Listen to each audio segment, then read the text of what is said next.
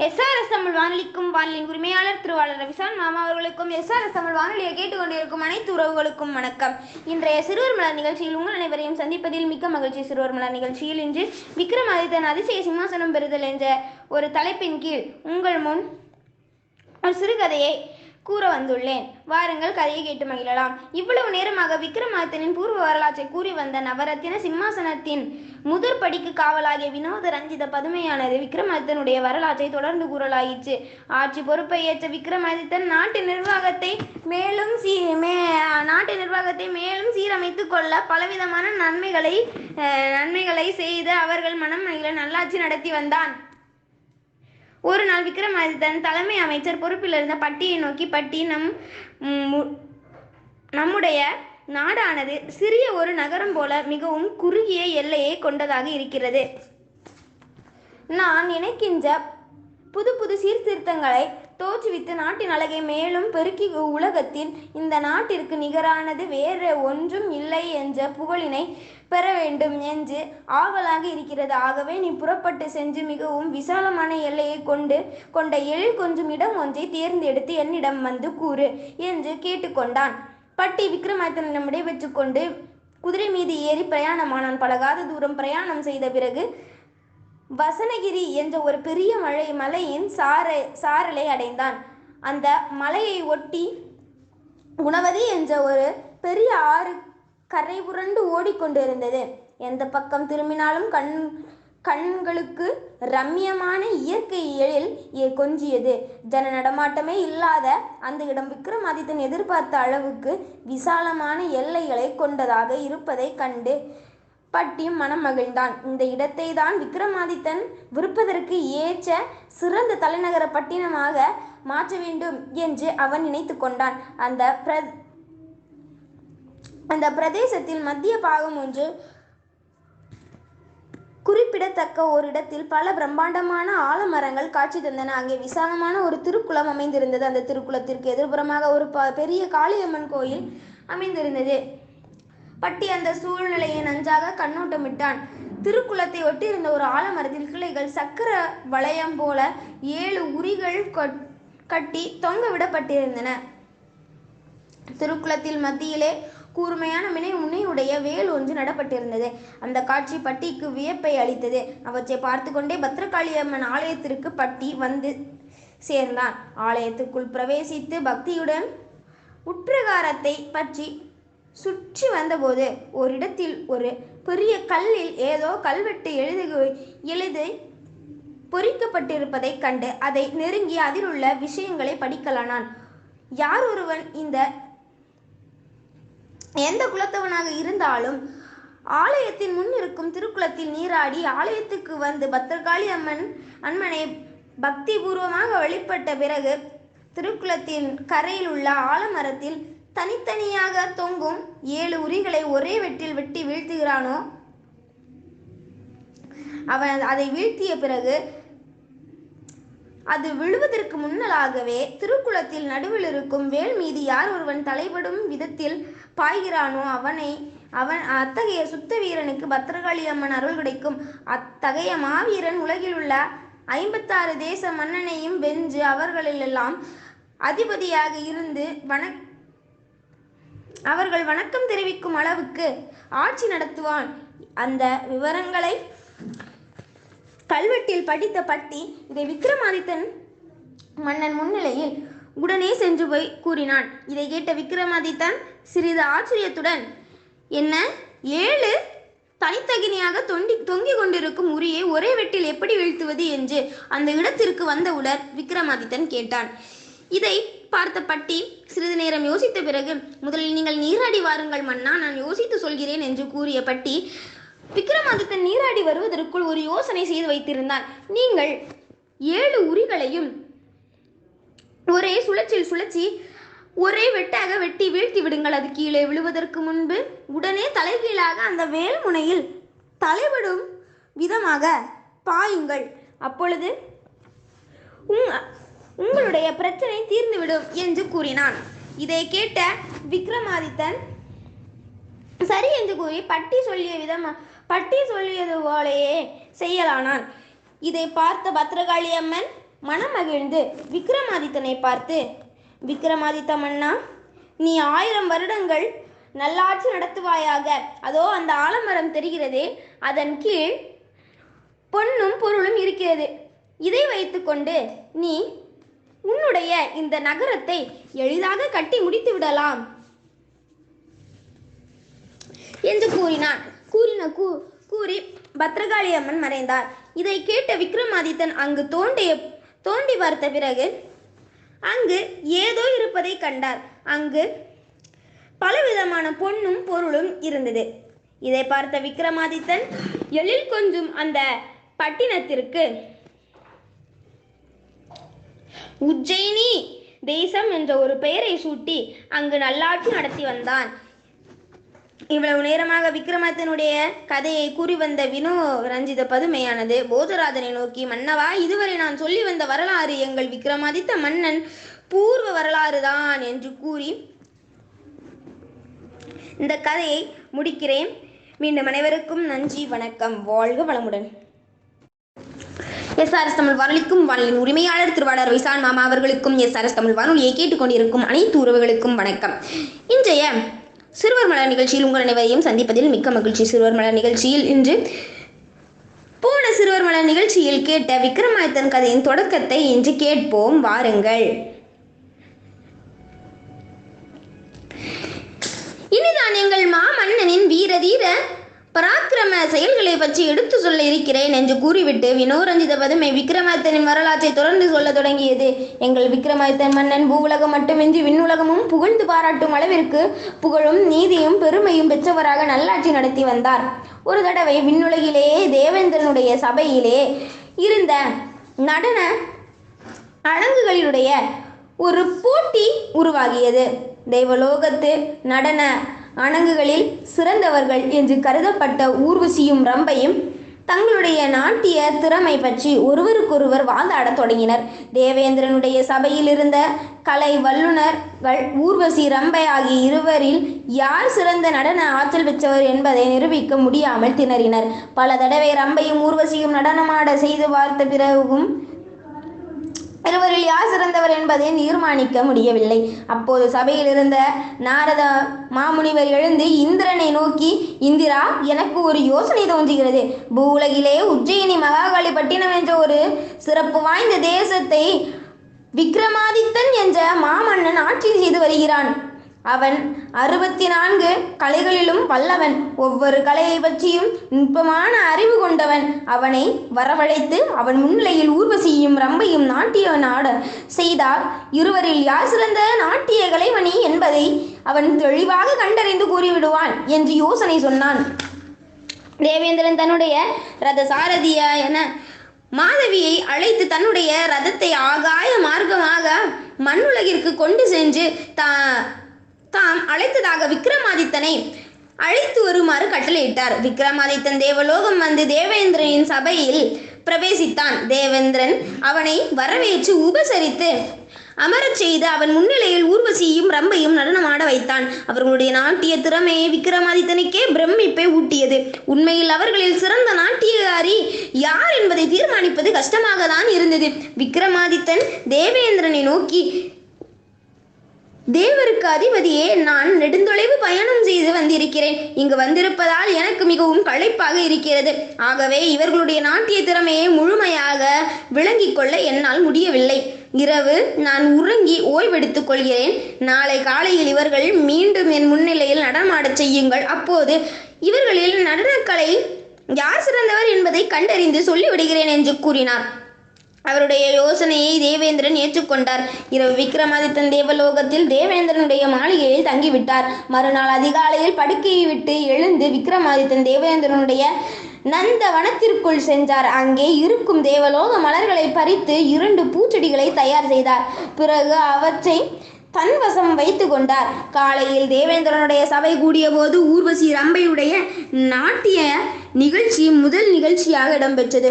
ஊர்வசியும் ரம்பையும் மிக பிரமாதமாக சுழன்று ஆடி சபையினரை பிரமிக்க வைத்தனர். விக்ரமாதித்தன் தன் கையில் இருந்த பூச்சொண்டுகளுடன் ஊர்வசியும் ரம்பையும் நெருங்கி அவர்களை நோக்கி, நடன மணிகளே, நீங்கள் என்னதான் அற்புதமாக நடனமாடினாலும் கைகளில் எந்தவித அலங்கார பொருளும் இல்லாமல் நடனமாடுவது நடனத்திற்கு சோபையை அளிக்கவில்லை.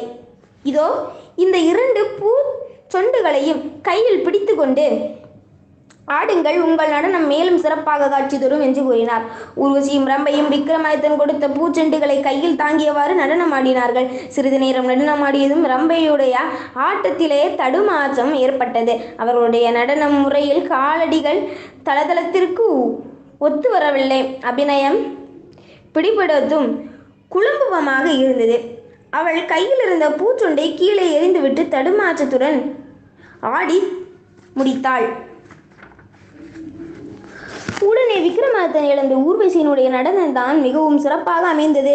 தாளாலயம் தவறாது அற்புதமாக அபிநயம் பிடித்து அழகாக அவள் ஆடினாள். ரம்பையோ வெகு சீக்கிரமே குழப்பமடைந்து தடுமாற்றத்துடன் நடனமாடினாள். ஆகவே ரம்பையினுடைய நடனத்தில் ஊர்வசியே சிறந்தவள் என்று தீர்ப்பு வழங்கினார். விக்ரமாதித்தனுடைய அந்த தீர்ப்பை கேட்டு பிரமிப்பும் வியப்பும் அடைந்த தேவேந்திரன், விக்ரமாதித்த மன்னரே, ரம்பையினுடைய ஊர்வசி சிறந்தவர் என்பதை எந்த அடிப்படையில் நிர்ணயித்தீர் என்று வினவினார். விக்ரமாதித்தன் எழுந்து சென்று ஊர்வசியின் கையில் இருந்த பூச்சொண்டையும் ரம்பை கீழே வீசிய இந்த பூச்செண்டையும் கையில் எடுத்து கொண்டு தேவேந்திரன் முன்னால் சென்று நின்றார். பிறகு 2 பூச்செண்டுகளையும் பிரித்து காண்பித்தார். ஒவ்வொரு பூச்செண்டிற்கும் உள்ளே தேள், நட்டுவாக்கிளி போன்ற கொடிய விஷஜந்துக்கள் இருந்தன.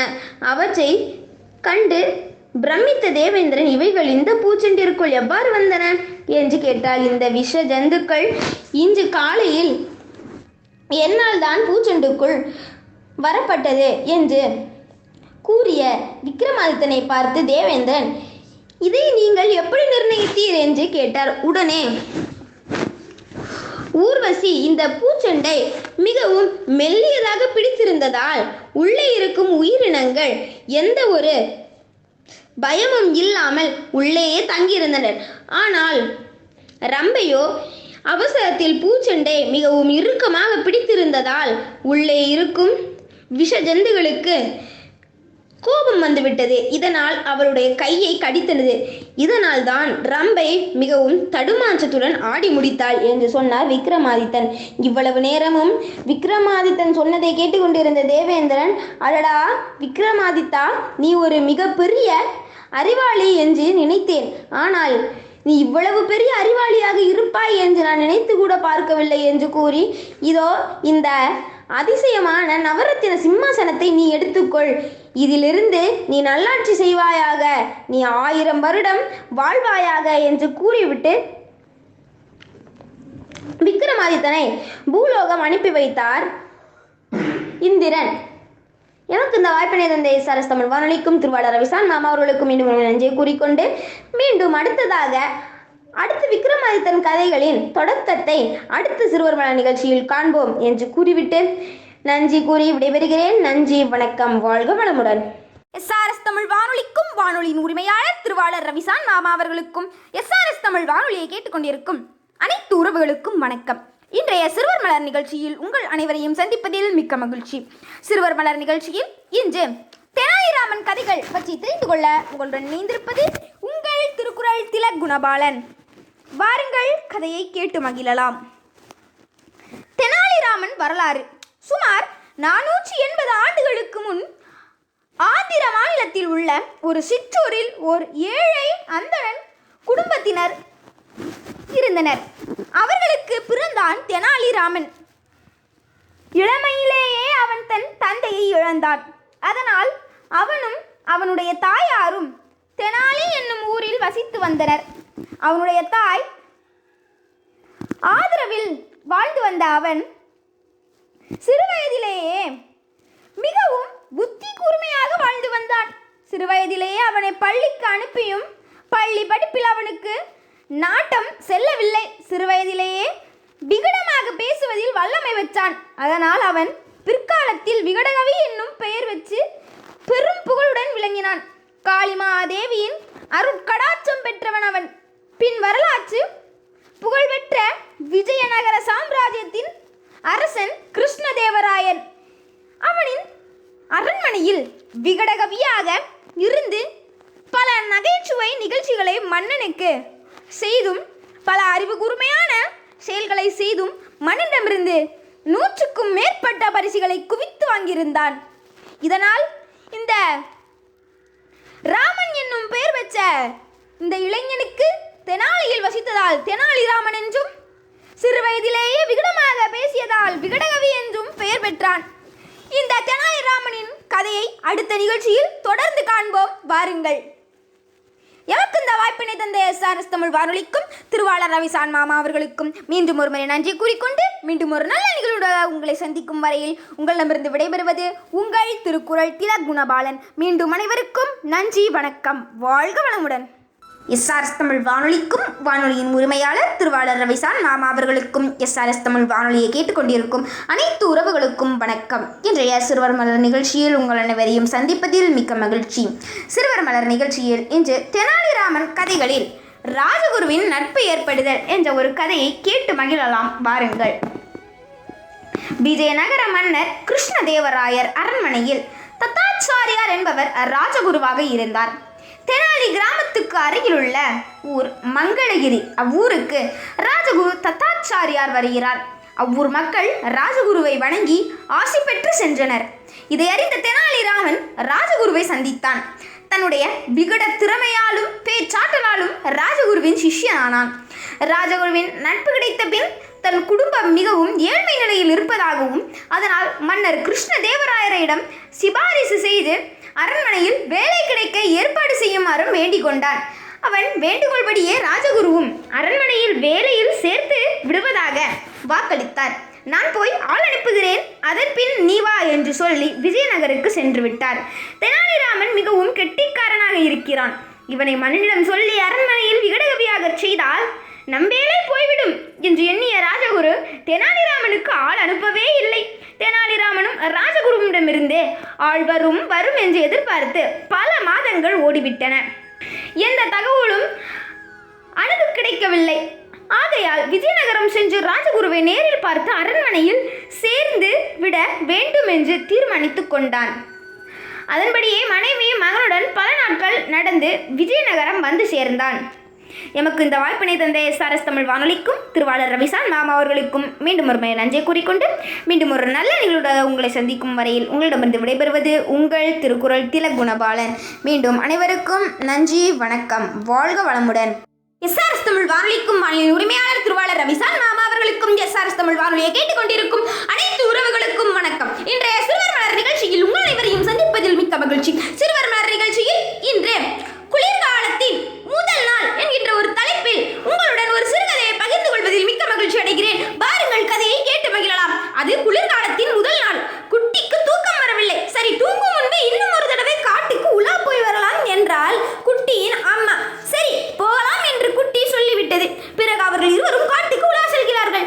ஏன் எல்லா மரங்களும் ஆடை இல்லாமல் உள்ளன என கேட்டது குட்டி. அதனால் நாம் இலைகளில் மகிழ்ந்து விளையாடலாம் என்று பதில் சொன்னாள் அம்மா. பனிமேகங்கள் வானத்தில் கூடின. என் நண்பர்கள் எப்போதும் ஏன் தூங்குகிறார்கள்? அதனால் நாம் அவர்களின் குரட்டையை பார்த்து சிரிக்கலாம் என சிரித்தாள் அம்மா. முதல் பனிச்சீவல் தரையில் விழுந்தது. பறவைகள் ஏன் விடுமுறைக்கு போகின்றன என கேட்டது குட்டி. அதனால் அவர்கள் திரும்பி வரும்போது அவர்களின் பயணத்தை பற்றி நாம் கேட்கலாம். பனி மெதுவாக பொழிய ஆரம்பித்தது. ஏன் அதிகமாக காற்றடிக்கிறது என கேட்டது குட்டி. அதனால் நாம் உயரமான புற்களின் மேலே சேர்ந்து பறக்கலாம் என சொல்லி சிரித்தாள் அம்மா. என் சுவாசத்தை என்னால் பார்க்க முடிகிறதே, ஏன் என கேட்டது குட்டி. அதனால் நீராவி ரயில் போல நாம் புகை ஊத முடியும் என சொல்லி புகை ஊதினாள் அம்மா. பனி தரையில் படியத் தொடங்கியது. நதி ஏன் இறுகி போயிருக்கிறது என கேட்டது குட்டி. அதனால் அதன் மீது நாம் சறுக்கி நடைபயணம் செல்லலாம் என்று கூச்சலிட்டாள் அம்மா. பனி இன்னும் வேகமாக அடிக்க பரவத் தொடங்கியது. சூரியன் ஏன் இவ்வளவு சீக்கிரம் மறைகிறது என கேட்டது குட்டி. அதனால் நாம் நட்சத்திரங்களை நீண்ட நேரம் பார்க்க முடியும் என்று அம்மா விளக்கினார். பனி இன்னும் ஆழமாக மாறியது. ஏன் எல்லாம் வெள்ளையாக இருக்கிறது என கேட்டது குட்டி. அடடா, வீட்டுக்கு போகிற வழியை தொலைக்கும் முன்பு வேகமாக என்னை பின்தொடர்ந்து வா என்று மூச்சை இழுத்து விட்டாள் அம்மா. மீண்டும் அவர்கள் பனிக்காடு வழியாக பனியாற்றை கடந்து பனி பாறைகளில் ஏறி இறங்கி பனி நிறைந்த மரங்களை சுற்றி சுற்றி சறுக்கி சென்று கடைசியாக வீட்டை அடைந்தார்கள். ஏன் ரொம்ப குளிர்கிறது என அதனால் நாம் இறுக்கமாக அணைத்துக் கொள்ளலாம் என்று அம்மா புன்னகையுடன் கிசுகிசுத்தாள். ஏன் எனக்கு மிகவும் சோர்வாக இருக்கிறது, எனக்கு ஒட்டாவி விட்டது குட்டி. ஏனென்றால் இது தூக்கம் வரும் நேரம், இனிய இரவாகட்டும் சின்ன குட்டி என்று முணுமுணுத்தாள் அம்மா.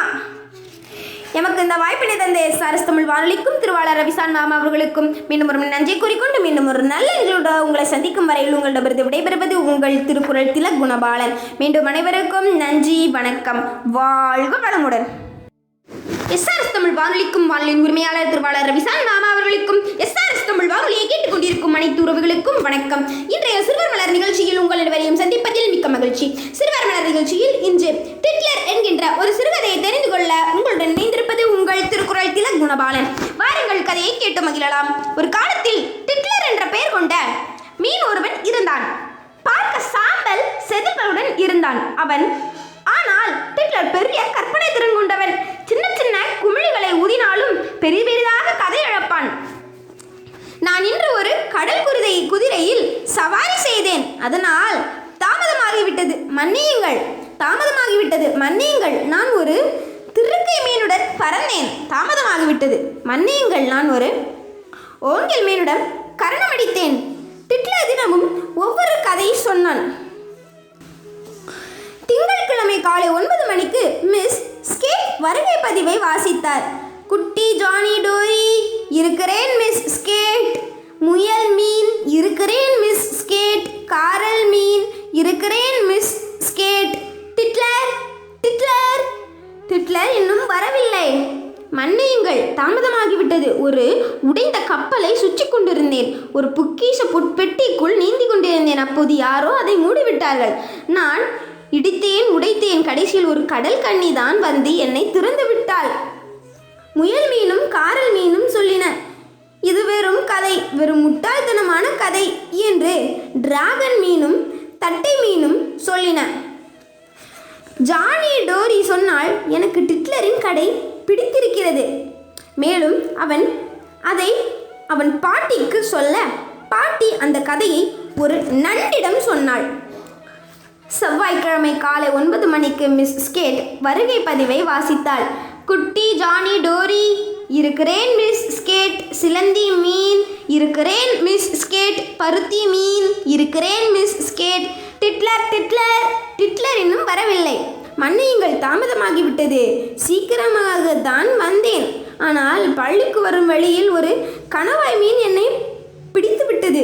நான் நெளிந்தேன், போராடினேன். கடைசியில் ஒரு ஆமை வந்து என்னை காப்பாற்றி விட்டது. என்ன ஒரு கொடூரம் தெரியுமா? சிலந்தி மீனும் பருத்தி மீனும் சொல்லின, இது வெறும் கதை, வெறும் முட்டாள்தனமான கதை என்று பேய் மீனும் கொட்டிலி மீனும் சொல்லின. ஜானி டோரி சொன்னால், எனக்கு டிட்லரின் கதை பிடித்திருக்கிறது. மேலும் அவள் அந்த கதையை தன் பாட்டிக்கு சொன்னாள். பாட்டி அதை ஒரு தட்டை மீனிடம் சொன்னது.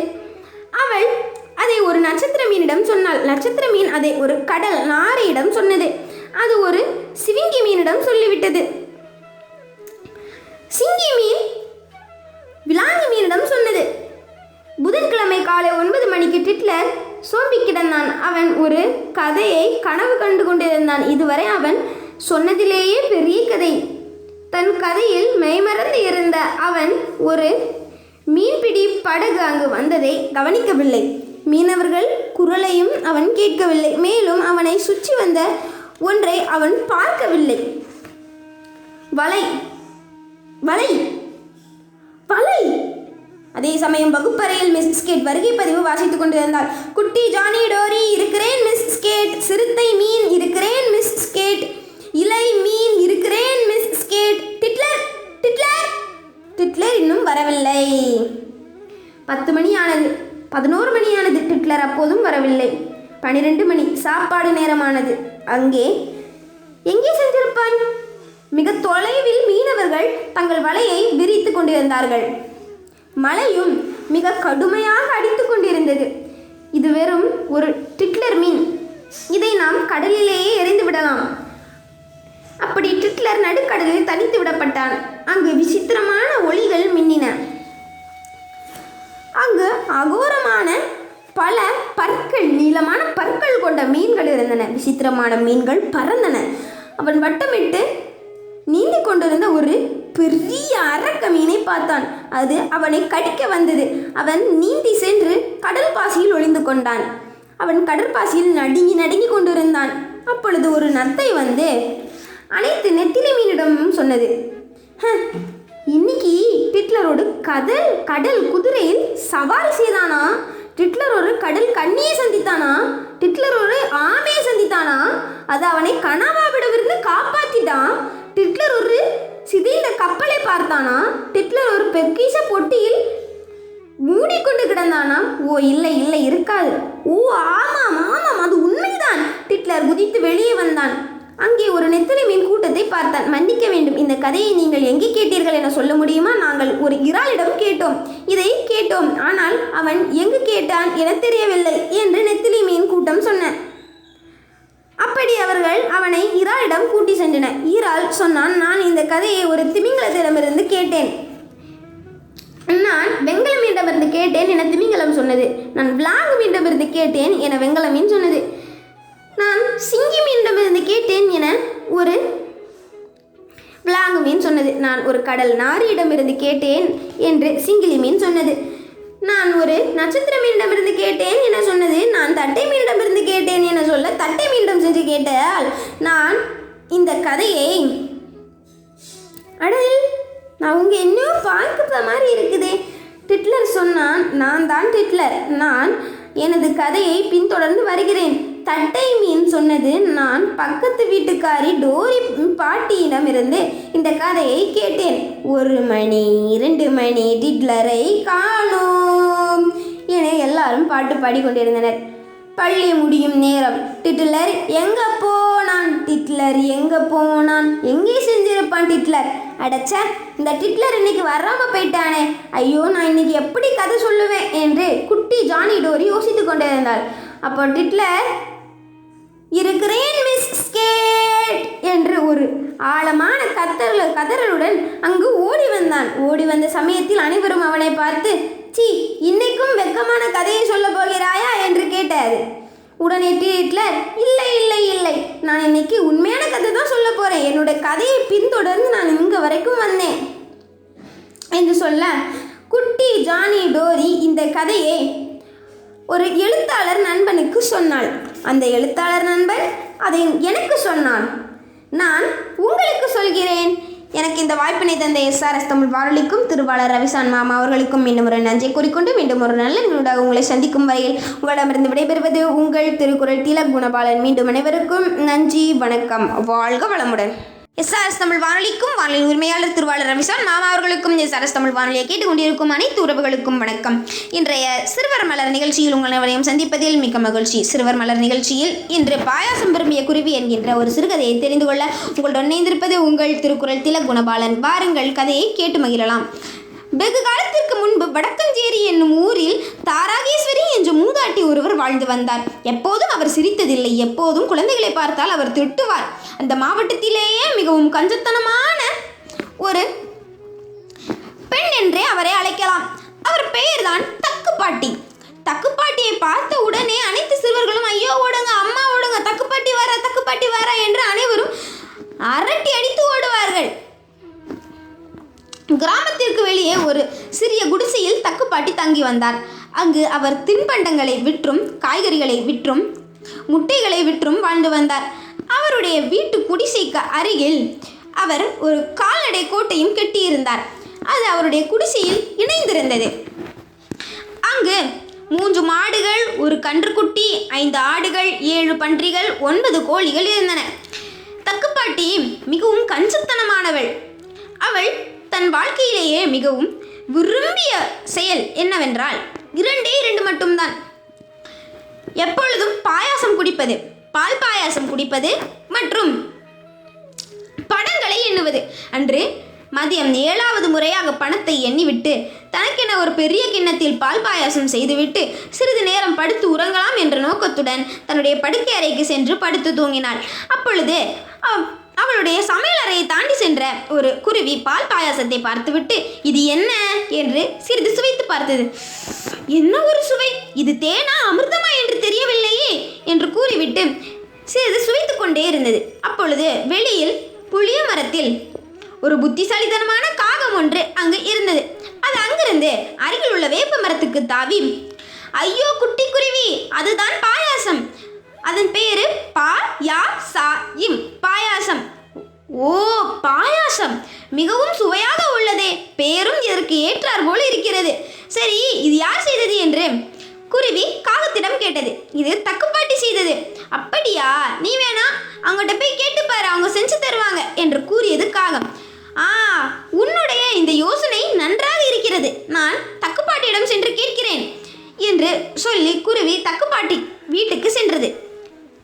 காகம் மனதுக்குள் சிரித்து கொண்டது. தக்குப்பாட்டி தான் அந்த ஊரிலேயே கஞ்சத்தின் ராணி என்பது குருவிக்கு தெரியாது. சரி, சிறிது நேரம் தக்குப்பாட்டி தூங்கி எழுவது வரைக்கும் நாம் அங்கேயே காத்திருக்கலாம் என்று எண்ணிய குருவி படுக்கை அறையிலேயே காத்திருந்தது. தக்குப்பாட்டி எழுந்தவுடன், தக்குப்பாட்டி, எனக்கு கொஞ்சம் பாயாசம் செஞ்சு தருவீங்களா? நீங்கள் செஞ்ச பாயாசம் ரொம்ப நல்லா இருக்கு என்று கூறியது குருவி. இதை கேட்ட தக்குப்பாட்டி, என் வீட்டு நாய் ஒன்று துரத்துறதுக்கு முன்னாடி இங்கிருந்து ஓடிரு, இல்லைனா என்று கூறிய தக்குப்பாட்டி ஆவேசத்துடன் எழுந்து உட்கார்ந்தார். இதை பார்த்த குருவி வந்த வேகத்திலேயே ஓடிவிட்டது. ஆனால் உண்மையிலேயே தக்குப்பாட்டிக்கு தான் நாய் என்றாலே பயம். தக்குப்பாட்டி வீட்டில் நாய் என்பதே கிடையாது என்பது குருவிக்கு தெரியாது. இதை பார்த்த காகம், மன்னிச்சிரு குருவி, மன்னிச்சிரு, எனக்கு தக்குப்பாட்டி தான் இந்த உலகத்திலேயே கஞ்சத்தோட ராணி அப்படிங்கிறது உனக்கு சொல்லியிருக்க வேணும் என்று சொல்லிட்டு, சரி, நான் உனக்கு செய்முறைகள் எப்படி அப்படின்னு சொல்லித்தரேன். பாயாசம் செய்வதுக்கு முதல்ல உனக்கு விறகு தேவை, அப்புறம் சிறிது தீ தேவை, அப்புறமா சர்க்கரை தேவை, அரிசி தேவை, பால் தேவை, இவ்வளோ தேவை. இது இவ்வளோமே உனக்கு கிடச்சிடுச்சுன்னா, முக்கியமாக பாத்திரம் தேவை. இது இவ்வளோ உனக்கு கிடச்சிடுச்சுன்னா நீ பாயாசத்தை ஈஸியாக செஞ்சிடலாம் என்று கூறியது காகம். ஓ, அப்படியா, சரி, நான் இது எல்லாத்துக்கும் ஏற்பாடு பண்ணிடுறேன் என்று சொல்லியது. பிறகு குட்டி குருவி தனக்கு தெரிந்த ஒரு மரவெட்டியிடம் சென்று, மரவெட்டி, உன்னுடைய பெண் பிள்ளை ஒருத்தி மாட்டு வண்டியில் மோதினாலாம், அவளுக்கு இப்போ எப்படி இருக்கு என்று கேட்டது குருவி. ஐயோ, என்னுடைய பொண்ணு என்று சொல்லிய விறகுகளை எல்லாம் கீழே போட்டுக்கொண்டு ஓடி சென்றான். விறகுகளை ஏற்பாடு செய்துவிட்டது. இப்படி சந்தோஷமாக இருந்தது குருவிக்கு. பிறகு அனைத்தையும் ஏற்பாடு இதே மாதிரியே பொய் சொல்லி செய்துவிட்ட குருவி அனைத்தையும் சேர்த்து பிறகு பால் பாயசம் செய்தது. பிறகு பால் பாயசம் செய்து முடித்தவுடன் கொதித்ததும் அதை சிறிது ருசித்து பார்க்கலாம் என்று கையில் எடுத்தவுடன், சூடு என்று சொல்லிவிட்டு அதை அங்கிருந்து தட்டிவிட்டது. அது அருகில் இருந்த கிணற்றில் சென்று விழுந்து விட்டது. இதை பார்த்த குருவி, ஐயோ, பால் பாயாசம், சரி, நம்ம எதுக்கு இதை உள்ளே இருந்து ருசிச்சு பார்க்கக்கூடாது என்று நினைச்ச குருவி உள்ளே சென்று அந்த அனைத்து தண்ணீரையும் குடித்து விட்டது. கிணற்றில் ஒரு சொட்டு தண்ணி மீதி இல்லை. குருவி அதை குடித்து முடித்தவுடன், சரி, நாம் தண்ணி பின்னாடி இருந்து வெளியில் வந்துடக்கூடாது, அதனால நம்ம என்ன பண்ணுவோம், பின்னாடி ஒரு வைக்கோலை வச்சுட்டு அன்றைக்கி ஒரு நாள் ஃபுல்லாக தக்குப்பாட்டி வீட்டில் படுத்து தூங்கிடுவோம் என்று நினைத்த குருவி பின்னாடி அதன் பின் வைக்கோலை வைத்து தூங்கியது. இதை பார்த்த மாடு எழும்பி வைக்கோல்களை உண்ண ஆரம்பித்தது. வைக்கோல் உண்ண பின்னிருந்த வைக்கோல் சிறிது சிறிதாக குறைந்து விட்டது.